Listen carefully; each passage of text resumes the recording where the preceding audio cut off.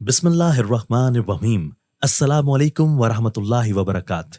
मोहतरम नाजरीन, नबी करीम सल्लल्लाहु अलैहि वसल्लम ने फरमाया, जिस तरह तुम्हारा तुम्हारी बीवियों पर हक है, उसी तरह तुम पर तुम्हारी बीवियों का भी हक है। तुम्हारा हक तुम्हारी बीवियों पर यह है कि वो तुम्हारे बिस्तर पर ऐसे लोगों को ना रोंदने दें जिन्हें तुम नापसंद करते हो, और तुम्हारे घर में ऐसे लोगों को आने की इजाजत भी ना दें जिन्हें तुम अच्छा नहीं समझते। सुनो, और तुम पर उनका हक यह है कि तुम उनके लिबास और पहनने में अच्छा सुलूक करो।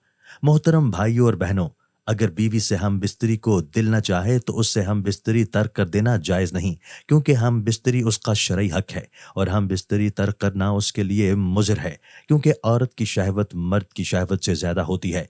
हज़रत अबू हुरैरा रज़ी अल्लाह ताला अन्हु नबी करीम सल्लल्लाहु अलैहि वसल्लम से रिवायत करते हैं कि औरत की शहवत मर्द की शहवत से 99 दर्जे ज़्यादा होती है, मगर अल्लाह ताला ने उन पर शर्म व हया गालिब फरमा दी है। ये शर्म व हया औरत का ज़ेवर है और उसकी खलकत और फितरत में शामिल है।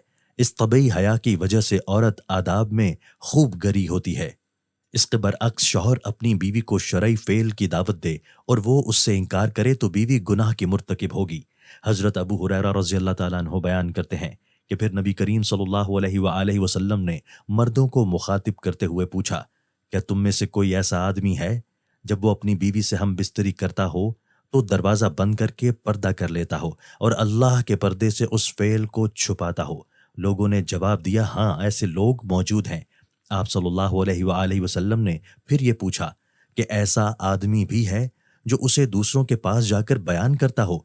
ये सुनकर सहाबा कराम रिजवानुल्लाह अलैहिम अजमईन खामोश हो गए। उसके बाद आप सल्लल्लाहु अलैहि वसल्लम औरतों की तरफ मुखातिब हुए और उनसे पूछा, क्या तुम में कोई ऐसी औरत है जो अपने खामिंद की खलवत की बातें दूसरी औरतों को बयान करती हो? औरतें खामोश रहीं, लेकिन एक नौजवान औरत अपने एक घुटने पर खड़ी होकर रसूल करीम सल्लल्लाहु अलैहि वसल्लम की तरफ झांकती है और नबी करीम सल्लल्लाहु अलैहि वसल्लम की बातें सुनकर कहती है, या रसूलुल्लाह सल्लल्लाहु अलैहि वसल्लम, खलवत का जिक्र मर्द भी करते हैं और औरतें भी। तो आप सल्लल्लाहु अलैहि वसल्लम ने फरमाया, जानते हो इसकी मिसाल क्या है? आप सल्लल्लाहु अलैहि वसल्लम ने फरमाया, इसकी मिसाल ऐसे है जैसे कोई शैतान औरत किसी शैतान मर्द को सरे राह मिल गई हो और अपनी हाजत पूरी की हो। दरअं असना लोग उनकी तरफ देखते रहे हों। अल्लाह पाक ने बच्चा दान पैदा किया, आलात मुबाशरत पैदा किए, मर्दों की पुश्त और औरतों के सीना में औलाद का बीज पैदा किया, शहवत को मर्द और औरत पर मुसल्लत किया। तो इन बातों से जो मकसूद इलाही है वो किसी अक्लमंद से पोशीदा नहीं।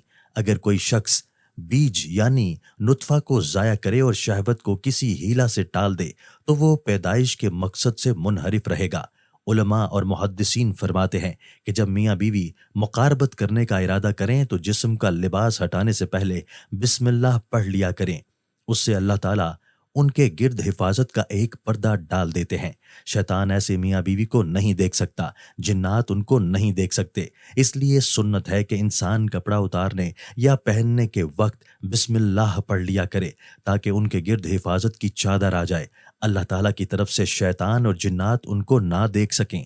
लोग सुन्नत का ख्याल नहीं रखते और जिस्म से लिबास हटा देते हैं। शैतान और जिन्नात उनका जिस्म देख लेते हैं, फिर कहते हैं कि लड़कियों को जिन्नात का असर हो गया है, फला इंसान पर जिन का असर आ गया और शैतानी असरात हो गए।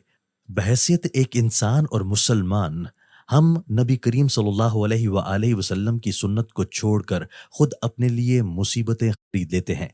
इसलिए मियाँ बीवी को चाहिए कि जब इकट्ठा होने का इरादा करें तो अपने जिस्म से कपड़ा अलहदा करने से पहले बिस्मिल्लाहिर्रहमानिर्रहीम जरूर पढ़ लें, ताकि उनको आपस में लेटे हुए कोई शैतान या कोई जिन ना देख सके। बल्कि शरीयत ने यह बात कही कि अगर जिस्म से अपना लिबास हटाएं तो एक बड़ी चादर हो जिसके अंदर वो दोनों एक दूसरे से मिलें। उस बड़ी चादर की वजह से अल्लाह ताला उनकी होने वाली औलाद में हया पैदा फरमाएंगे। उलमा और मुहद्दिसीन फरमाते हैं कि जब मियाँ बीवी ने अपने ऊपर बड़ी चादर लेने का एहतमाम किया तो अल्लाह ताला ने फितरी तौर पर उनको शर्मीली और हया वाली औलाद से नवाजा, जो कि वालिदैन के लिए आंखों और दिल की ठंडक का जरिया बनी। उलमा फरमाते हैं, अगर मियाँ बीवी के मिलाप से औलाद का नुतफा ठहर गया मगर मियाँ बीवी की अगली नमाज कज़ा हो गई तो उनकी औलाद फासिक रहेगी। लिहाजा ایک ایسا معاملہ ہے جس میں مردوں اور عورتوں دونوں کی طرف سے عموماً کوتاہی ہو جاتی ہے۔ میاں بیوی کی مقاربت کے بعد اگر اگلی نماز فجر کی ہے تو سستی کی وجہ سے قضا ہو گئی۔ ایسا بھی ہوتا ہے کہ میاں بیوی غسل کرنے میں سستی کر دیتے ہیں جس سے نماز قضا ہو جاتی ہے۔ ایک بات نقطے کی یاد رکھنا کہ جب بھی میاں بیوی کے ملاپ کی وجہ سے ان کی اگلی نماز قضا ہوئی اور اس ملاپ سے ان کی اولاد ہو گئی تو اس اولاد کے اندر فسق و فجور آئے گا۔ جب ماں نے ہی اس عمل کی وجہ سے اللہ کے حکم کو توڑ دیا تو پھر پھل بھی تو ایسا ہی ملنا ہے۔ لہٰذا جب بھی ایک دوسرے کے ساتھ ملیں تو باہم ملنا شریعت کے مطابق ہونا چاہیے۔ مقاربت کی وجہ سے نمازیں قضا نہیں ہونی چاہیے۔